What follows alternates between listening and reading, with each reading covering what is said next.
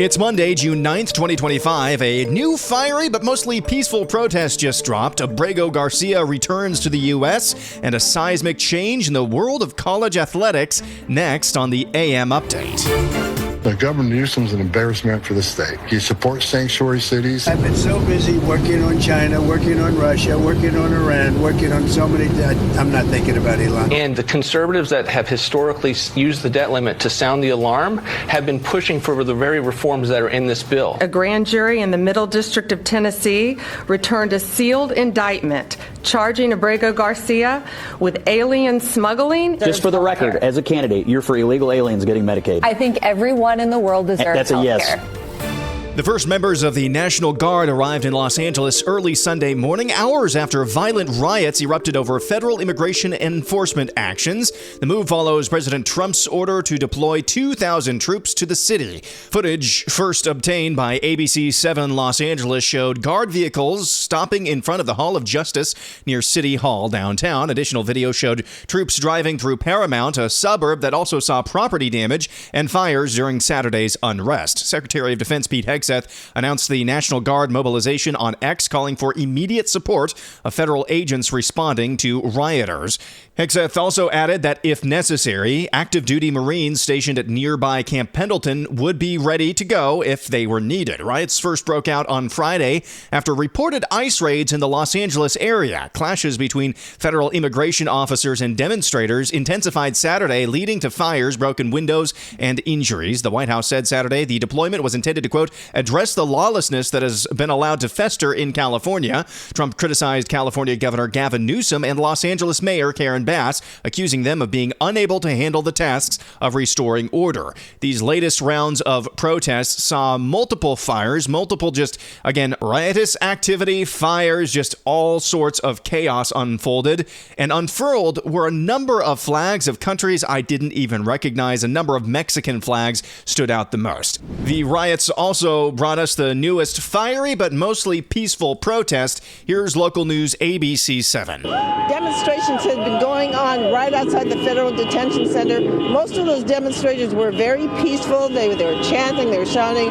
People were driving by honking their horns. Yes. So that ABC 7 reporter, what you can't see there is she's being mocked and ridiculed as she's talking about these protesters. Of course, you can hear all of the horns and the chaos in the background.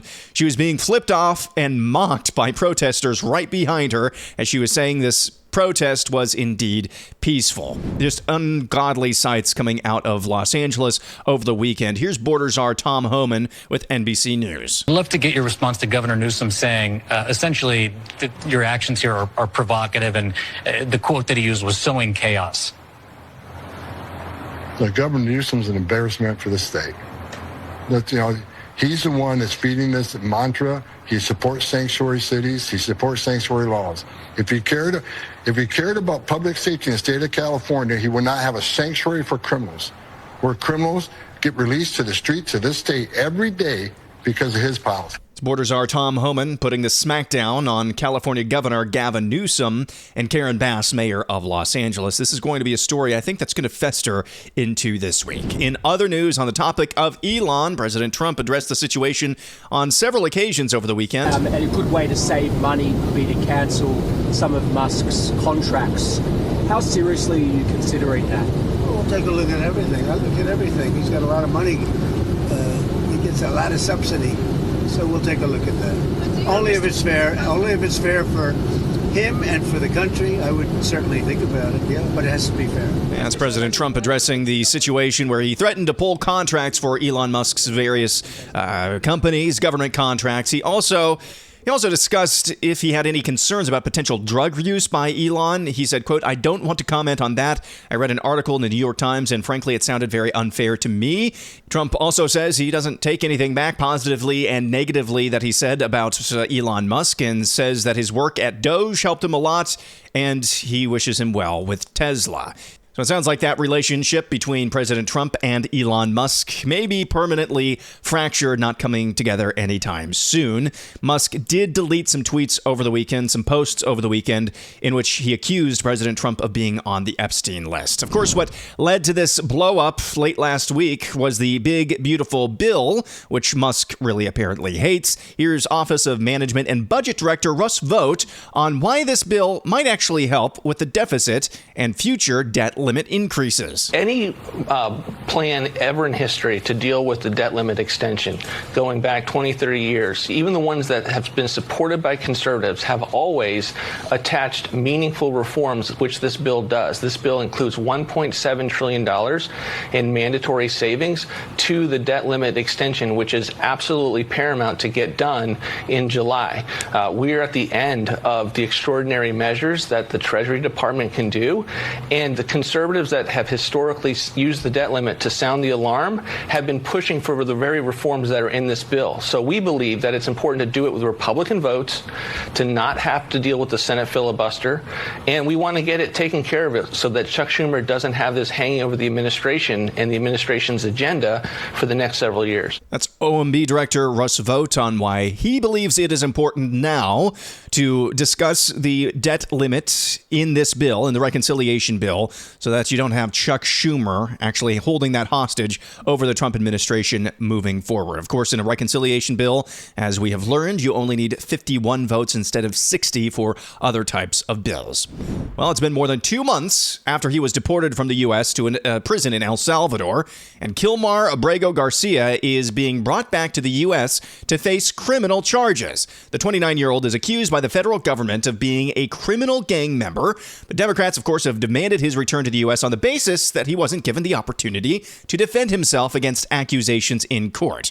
Well, ABC News was the first to report this development on Friday. The report says a federal grand jury has indicted Garcia for transporting illegal aliens within the U.S. The indictment alleges Garcia transported illegals from Texas in a years-long conspiracy. Thousands of illegal aliens, including children, were allegedly transported in the conspiracy. Some of those transported were also part of the notorious MS-13 gang, according to sources who spoke to ABC. So Democrats are finally getting their wish. Abrego Garcia is coming back to the United States, but it's not the way that they wanted to. He's going to stand trial for human trafficking. The DOJ explains in their indictment that the reason Kilmar Abrego Garcia was in fear for his life in El Salvador was because of potential retribution from the 18th Street gang, because Garcia participated in the murder of a rival 18th Street gang member's mother.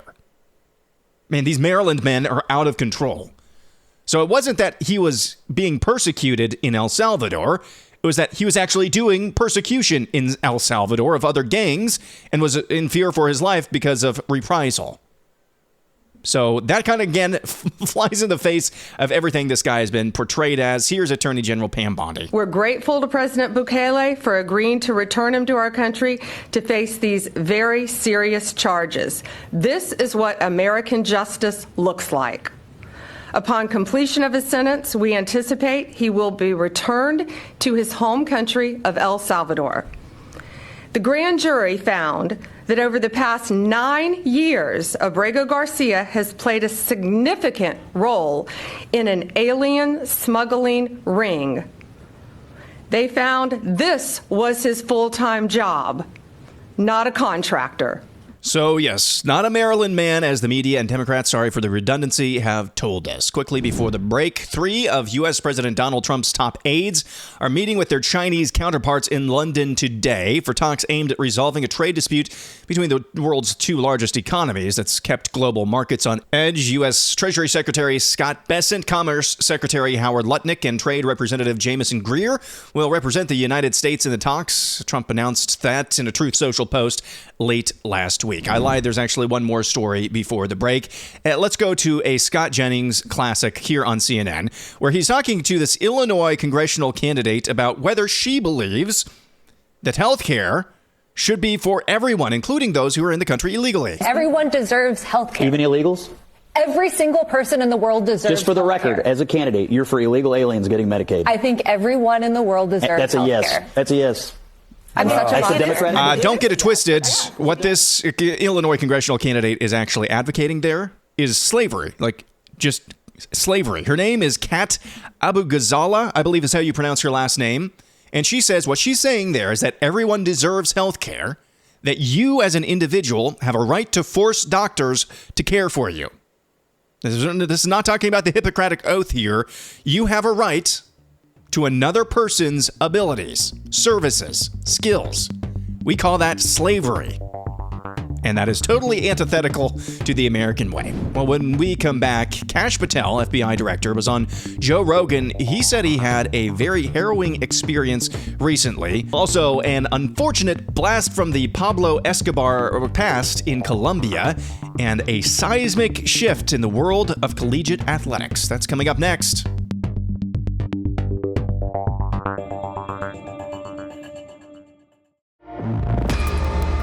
And as director of the FBI, I have a responsibility. I'm not just going to bring a case because somebody hurt me. They did, and they continue to do it. My house just got swatted yesterday. What? Yeah, but... You got swatted? Oh, yeah. The head of the FBI gets swatted? Yeah. Yeah. These people play... It's the ultimate height of hypocrisy. They have two sets of rules. One against you and one for them. FBI Director Kash Patel on the Joe Rogan Experience talking about how he just got swatted just recently, just the other day.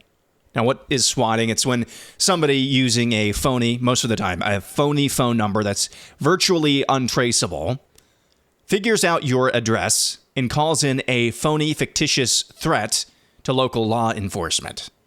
And so law enforcement come to your house, guns drawn. You have no idea what's going on. And the intent is to get people killed. That's what swatting is trying to do. They're trying to kill people by cop. It's terrorism. That's what it really is. How in the world is it possible that our FBI director's address is even searchable anywhere? How is that even possible? FBI Director Kash Patel on the Joe Rogan Experience. Meanwhile, in Colombia... Segundo, salud mental. El principal problema en Colombia... Colombian Senator and presidential hopeful Miguel Uribe Turbay was shot in the head on Saturday at a campaign event in Bogota in an attack that sent shockwaves through the country. A 15-year-old sicario, or paid hitman, is to blame for the shooting. Videos posted on social media show the politician bleeding beside a car before being rushed to a nearby hospital. His condition remains serious. According to Reuters, on Sunday, the Santa Fe Foundation Hospital, where Colombian Senator Miguel Uribe was treated after he was shot on Saturday, said he had procedures on his head and left thigh but remained in intensive care as doctors seek to stabilize his condition. Of course, attempted assassinations of high-profile political leaders in the country of Colombia, of course, are a throwback to the days of drug kingpin, linchpin Pablo Escobar, and not a good throwback at that. Other international news, Japan recorded fewer than 700,000 births in 2024 for the first time since records began in 1899, with 686,061 babies born. It's a drop of over 41,000 from 2023 in the ninth straight year of decline. The fertility rates fell to a record low of 1.15, while deaths hit a record high of 1.6 million, resulting in a population drop of 919,237. That's Japan's largest ever. If you want to see what a demographic nuclear winter looks like, look at Japan. And rest assured, the same thing, thanks to the one-child policy, that the same thing is going to happen in China as well. And now, major changes ahead. Seismic changes, foundational changes in college athletics. A federal judge signed off on arguably the biggest change in the history of college sports on Friday, clearing the way for schools to begin paying their athletes millions as soon as next month as the multi-billion-dollar industry shreds the last vestiges of the amateur model that defined it for more than a century. Nearly 5 years after Arizona State swimmer Grant House, a swimmer who launched this lawsuit, which is making these seismic foundational changes in college athletics. Grant House sued the NCAA and its 5 biggest conferences to lift restrictions on revenue sharing. U.S. Judge Claudia Wilken approved the final proposal that had been hung up on roster limits Just one of many changes ahead amid concerns that thousands of walk-on athletes will lose their chance to play college sports. The sweeping terms of the so-called House settlement include approval for each school to share up to $20.5 million a year with athletes over the next year and $2.7 billion that will be paid back over the next decade to thousands of former players who were barred from that revenue for years. One of the lead plaintiff attorneys, Steve Berman, called Friday's news, quote, a fantastic win for hundreds of thousands of college athletes. The agreement brings a seismic shift to hundreds of schools that were forced to reckon with the reality that their players are the ones producing the billions in TV and other revenue, mostly through football and basketball, that keep that machine running. The scope of the change is just really mind-boggling to try to think about. The agreement will resonate in nearly every one of the NCAA's 1,100 member schools, boasting nearly 500,000 athletes. NCAA President Charlie Baker said the deal opens the pathway to begin stabilizing college sports. Absolutely wrong.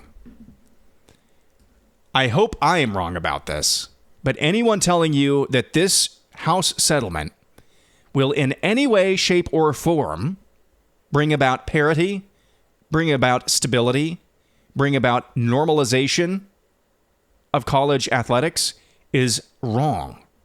They are just wrong.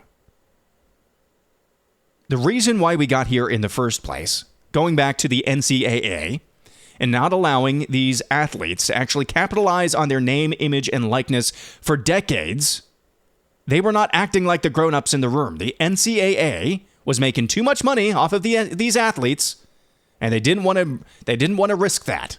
They didn't want to risk that on ending the amateur model. But they could have done that. They could have allowed NIL decades ago, but they didn't, for one reason or another. So it started with them not acting like the grown-ups in the room. Eventually, there was going to be somebody, I believe it was that UCL, I think it was Ed O'Bannon, sued Electronic Arts for using his name, image, well, his image and likeness, at least his likeness, on the cover of one of their NCAA video games. That ended that video game series for a while and then ushered in the era of NIL for college athletes. Except it's not really NIL. It's not really Nike doing all of these endorsements. It's just very rich boosters forming collectives and just dumping boatloads of money into these players. Now, that money is not unlimited. That's my only kind of optimism with these developments, is that the big-time booster money will be constrained now. The boosters have the excuse of, well, you're paying the players now.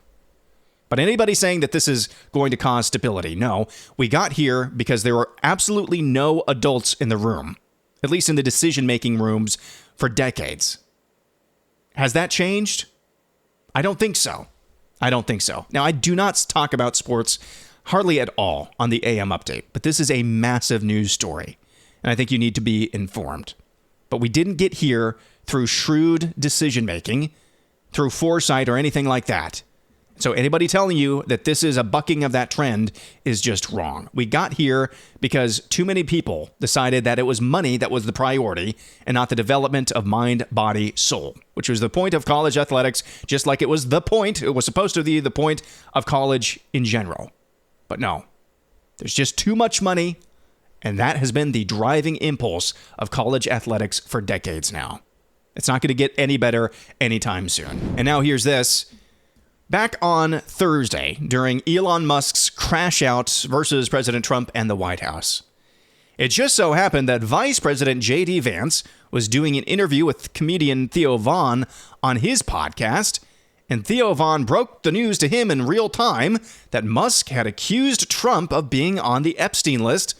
Listen how J.D. Vance handles that news in real time. Elon just hit the airwaves today. Bring it up, man. Dude. Oh, man. The missile is in the cannon. Okay. Wow. Elon Musk, and you may have heard of him. I've heard of him. Time to drop the really big bomb, right? And I thought this was going to be on Iran. So I haven't even seen. Right? I haven't even seen this one. But he goes, real Donald Trump is in the Epstein files. This is the real reason they have not been made public. Have a nice day. Nice signature from a South African DJT. Man. Well, here's my basic reaction to like all this stuff is look. First of all, absolutely not. Donald Trump didn't do anything wrong with Jeffrey Epstein. Like, the guy is, whatever the Democrats and the media says about him, that's totally BS. Here's my basic read on it. First of all, I'm the vice president to President Trump. My loyalties are always going to be with the president. Mm-hmm. And I think that Elon, he's an incredible entrepreneur. He's actually done I think Doge was really good. This sort of effort to root out waste, fraud, and abuse in our country is really good. And look, man, I'm always going to be loyal to the president, and I hope that eventually Elon kind of comes back into the fold.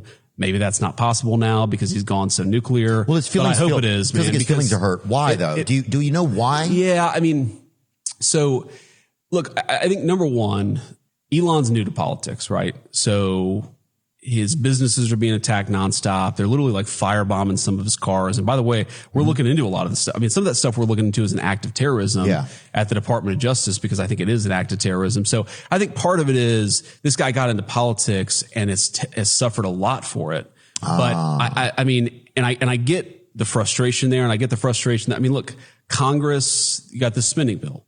But the main purpose of the bill is not actually spending or cutting spending, though it does cut a lot of spending. Mm-hmm. The main purpose of the bill is to prevent the biggest tax increase.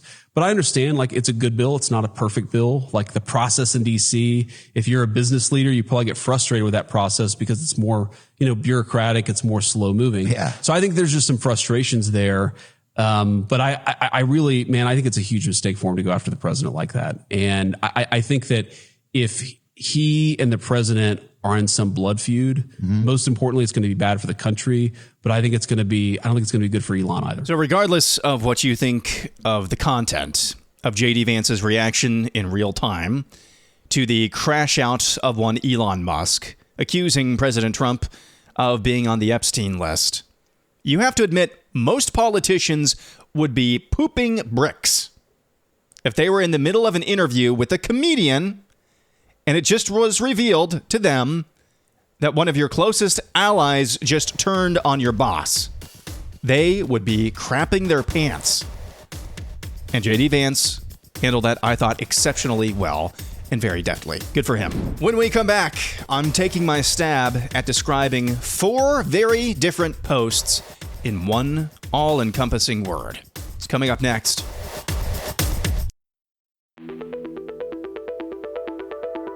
And finally, air analysis, slightly acidic, mostly necessary. In the midst of the LA immigration riots, Vice President J.D. Vance posted this, quote, "One of the main technical issues in the immigration judicial battles is whether Biden's border crisis counted as a quote-unquote invasion. So now we have foreign nationals with no legal right to be in the country waving foreign flags and assaulting law enforcement. If only we had a good word for that." Then there's this post. I saw this from Patrick Casey at The Federalist.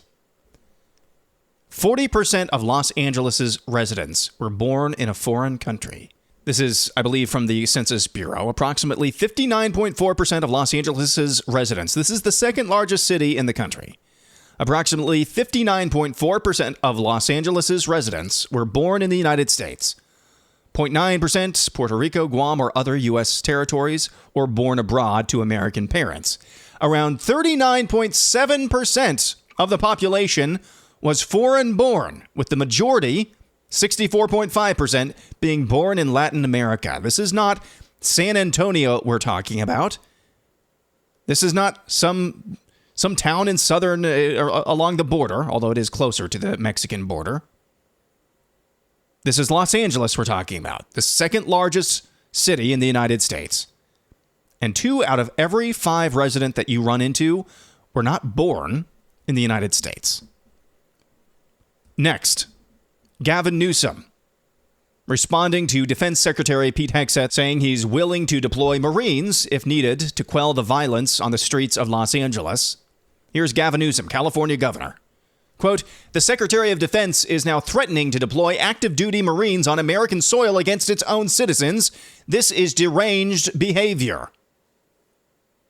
Next, we go to this from California gubernatorial candidate Steve Hilton, who quotes a news release from the Los Angeles Police Department.